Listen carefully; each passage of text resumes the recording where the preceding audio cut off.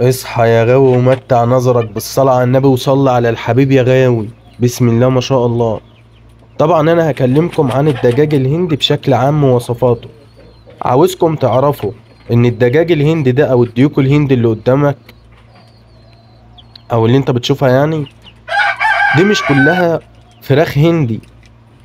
هو الاسم العام دجاج هندي، ولكن في دجاج شامو الماني وياباني، ها، وفي دجاج شامو هزاز، في دجاج باكستاني، تمام، في دجاج موالي، في دجاج تركي، في تايلاندي، في برازيلي، في فيتنامي، كل ده من باب الهندي، فاهمين؟ انا بس حبيت اوضح لكم يعني. طيب، المواصفات بشكل عام ايه؟ لو انت راجل او ست عاوزة تشتري ديك وفرختين هندي تربيهم وتبيع منهم وكده، اهم شيء ما يكونش ليه دليات. انا عايز اكلمكم بالعامية خالص عشان تبقوا فاهمين للناس المستجدة اللي لسه مش عارفة اي شيء عنهم.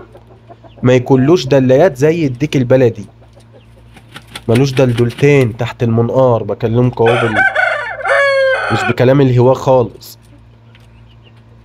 ما يكونش له عرف زي البلدي، ديله ما بيبقاش واقف زي الفراخ البلدي، حجمه اكبر من الفراخ البلدي. ميزته انه بيرقد على البيض، الانثى بتاعته بترقد على البيض عكس الفرخه البلدي، مش كل الفراخ البلدي بترقد.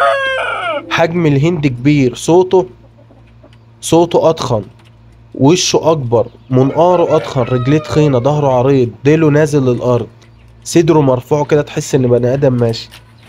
عينه بيضة او صفرة مش مشكلة، يفضل العين تبقى بيضة، المنقار اصفر والرجل صفرة. دايما الديك الهندي دمه حامي وبيضرب، ممكن يضرب البشر، ممكن يضرب قطة، ممكن يضرب كلب. ده الفيتنام اهو. الفيتنامي برضك من السلالات الجميلة جدا، هو من باب الهندي ولكن ده هندي فيتنامي. معنى كلمة فيتنامي يعني برقبان، ديك برقبان، تمام. يعني ده اسمه دجاج هندي فيتنامي. الديك الاولاني الهندي ديك هندي باكستاني، ديك عسولة وفي رجله دبلتي وفرخ ما شاء الله بطل. الديك اللي انت شفته في اول الفيديو. عايزك تشترك في القناة وتفعل زر الجرس عشان يوصلك مني كل جديد.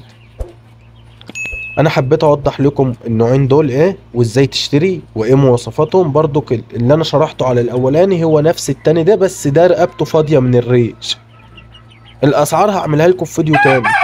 لو عجبك الفيديو ده اعمل متابعة واضغط لايك، واكتب لي في التعليق انت عاوزني اكلمك في ايه الحلقة الجاية عشان اروق عليكم. تحياتي ليكم، راجل.